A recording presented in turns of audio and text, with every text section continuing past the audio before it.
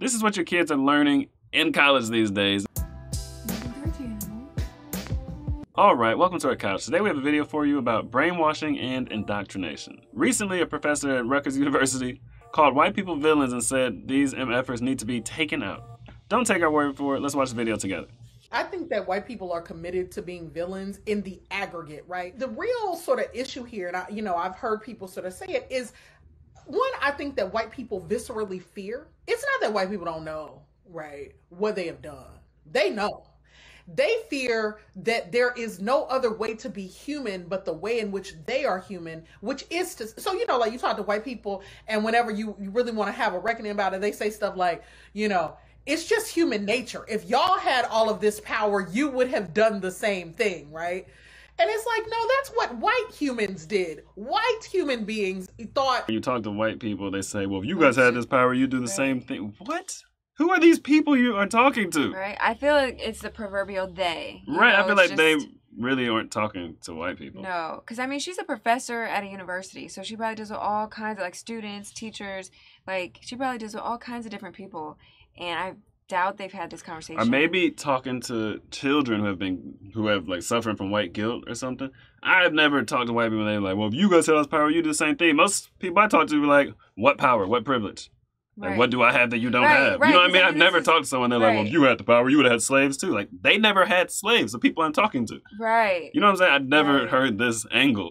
We thought there's a world here and we own it. Prior to them, Black and brown people have been sailing across oceans, interacting with each other for centuries without total subjugation, domination, and colonialism. We have seen what a show this iteration of treatment of other human beings means, and that my hope is that we would do it differently, in the moments when we have some power. We will not do it perfectly, but I do think that all of us can sort of agree that a politics that says there are superior and inferior human beings just isn't the way to go.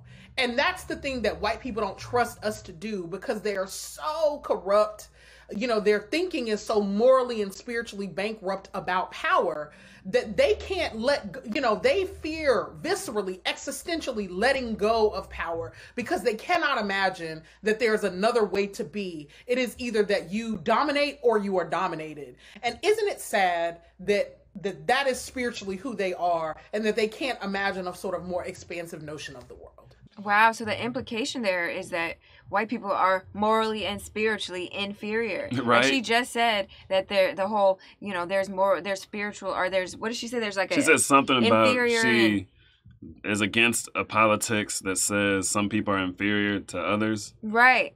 Right. But it's she went on a whole tangent about how white people are basically morally, and they're so fearful that, it's just they're villains. They fear existentially. Right. It's clearly in your mind you have an idea of who's the truly inferior, who's superior. Yeah, right. And it's super super odd that she. I don't know who this guy is. It seems like he's just letting her go at it, but it's super odd that she is a professor, but she's in such a brainwashed sort of echo chamber. In the sort of world of that, you definitely get a lot of that.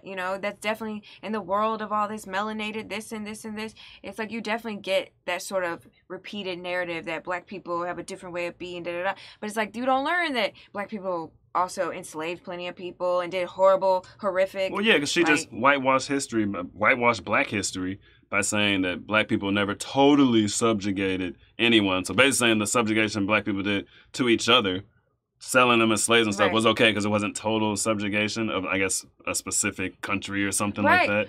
I don't know. But I wonder what she would do if she was in power, because it seems like she's already making excuses for atrocities that people have committed. What I want to say to you is we got to take these motherfuckers out. But we can't say that, right? We can't say, I don't believe in a project of violence. I truly don't. Because I think in the end that our souls suffer from that. And I do think that some of this is spiritual condition. So here is where I land most days about white people. Wow. All right. What in the world? And she's a professor teaching kids that this is this is actual education. This is literally how you should think. This is proper. Right.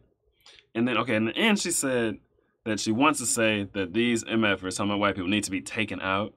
But she can't say that because she doesn't believe in violence. there's a little loophole there.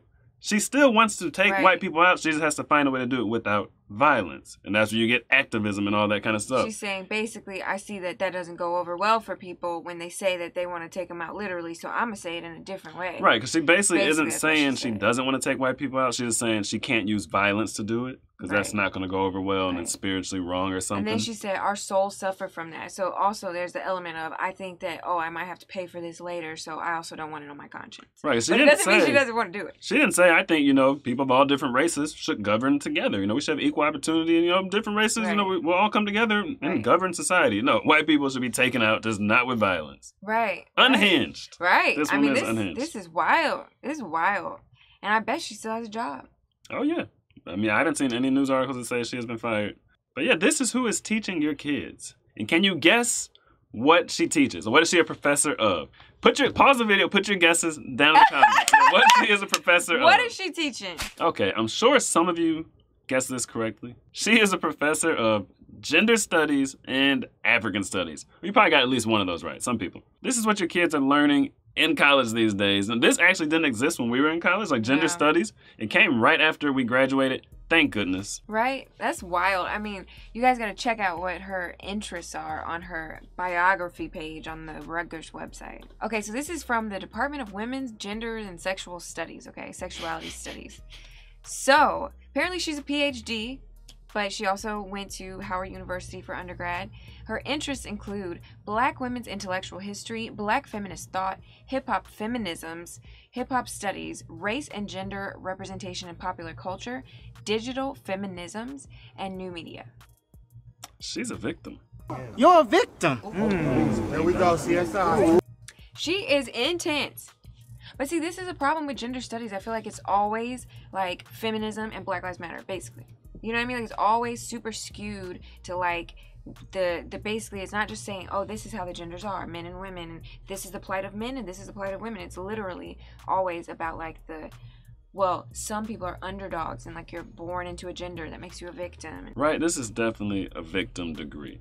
On Rutgers' website, it says, basically, they're teaching students who get a gender studies degree, major or minor, that they're providing students with critical tools to engage the challenges of contemporary life and to work towards social transformation and social justice. So it's a social justice degree. You know what I mean? It's a degree in victimology. They're radicalizing people. So they're basically teaching people how to think about their gender and LGBTQ identity and all these kind of things. And they're going to teach it in a social justice way. They're basically teaching people to be victims. If you're not a straight white male, in the case of gender studies, probably just if you're not a male at all. Yeah. Yeah, this is wild because, that would, a straight male, straight white male, all these different sort of ways of living are all equally important as anything else. Like, if you're going to truly teach people about gender, which I feel like is something that almost is innate, like, it's kind of weird that we're teaching this because it's like, this is really going to help us build civilization further. Like, I don't know. I don't really see the massive impact on the future aside from, like, political agendas. Right, like cultivating someone to your side of politics. Yeah. Yeah. They no longer try and help students learn how to think. They're telling you what to think about very specific issues. You know what I mean?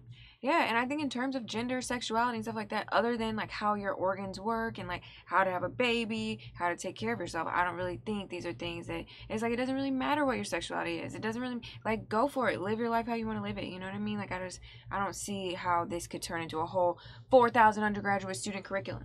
Right. Yeah, I'm not a big fan of gender studies, but I did do my own gender studies. Well, I don't really believe in gender. I just kind of believe in biological sex. So I did my own studies. I read a book by neuroscientists, 2 books. One was the male brain, one was the female brain. And it was telling you, like, neurologically how male brains and female brains are different. And this was years ago when I read these books. But I remember one of the things was, like, women have a larger section of their brain, maybe like 11% larger, for communication. We know y'all like to talk a lot more than men do. Yeah. I was like, oh, that makes sense. Your brain literally supports that. Like, women are different in that way. Yeah. And it said men have a larger area of their brain for sex and aggression. Yeah. It's like, oh, evolutionarily, like, oh, that makes sense. Like, men probably had to have a lot more battles, a lot more fights, and, like, fight to procreate. You know what I mean? It's like, but it was, like, scientific differences of men and women. That was my gender studies or biological studies. I thought that was super cool because it helps explain how women can like have an intuition when really it's like we read facial expressions and mirror neurons. You guys like, are so much better. Much better at that. Yeah, and so it's like you can get a hunch on someone because you're wired to like pick up on little things that maybe a man wouldn't pick up on. Right. I feel like that's what gender studies should be teaching. Right. But they're teaching hip hop, culture of black thoughts. Feminisms. And it's like hip hop, it's like, great, I'm glad you're interested in this, you know, but I mean, it hasn't even been around for that long. So it's like to be a tenured professor and you're supposed to be like educating the youth versus like theorizing with people on like modern pop culture things. I just think it's really odd. I mean, hip hop feminisms is an oxymoron. Right? Hip hop is the most anti-feminism music you could possibly listen to. Right? It's just like, what are we doing here? But yeah, gender studies, I think this is toxic for kids. And I guess college people are adults, but I think that's something toxic to teach. And I bet they're going to start requiring it. Like, you know how you have your university undergraduate? Yep. I bet it's going to be like, you have to take at least one gender studies course. Yeah, I had to take a course on recreation and leisure in college, and I was mad about it. Like, why do I have to take a course on learning how to relax? But I'm just grateful now that it wasn't gender studies. Right, right. So if you're wondering what is the future of someone who has a gender studies degree, well, we have an article that shows you, just in case you or your children might be interested in getting a gender studies degree, we wanted to provide some information for you that could be helpful. So this article says 11 things you can do with a gender studies degree. And let's just read the little titles. 11 gender studies job. Journalist.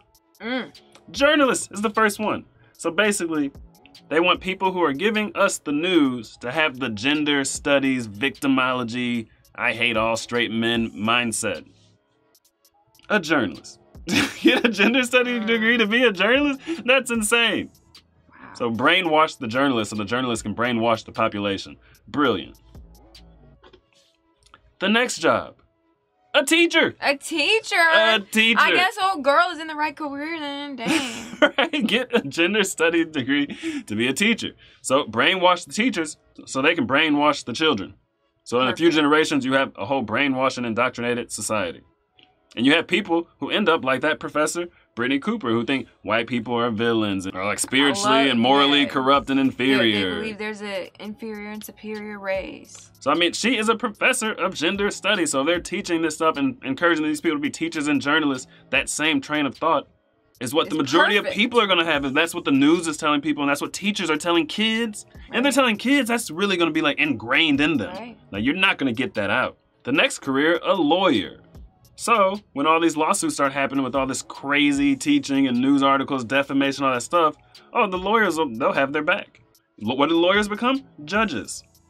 You know what I mean? Like, they're really trying to get control. Well, that's what they said, though. Transformation of society or whatever. Like, that they said, we're not going to use violence. We're going to use brainwashing and indoctrination. We're going to get control of every important element of society. So you have the news that will just be propaganda. The teachers will be brainwashing and indoctrinating the students. And then the lawyers will be fighting on the side of the people who are...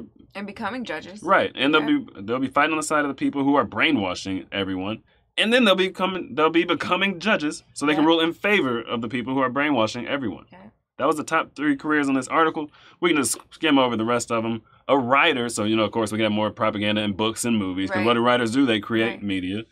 A casting director. Oh, so Hollywood. So Hollywood is more brainwashing. A human resources manager, so you can get people fired who are not like you. Company who doesn't. You can say, I'm offended because they didn't use my right pronoun. Now you have your brainwashed human resource manager to say, you know, I side with you. We need to fire this person. And then you go to sue the company that fired you, and the judge is also brainwashed. Right. Nonprofit program director, I guess, so you can have charities for all so this they can get all the donations they can donate to the different political parties. Right. They know how to schmooze.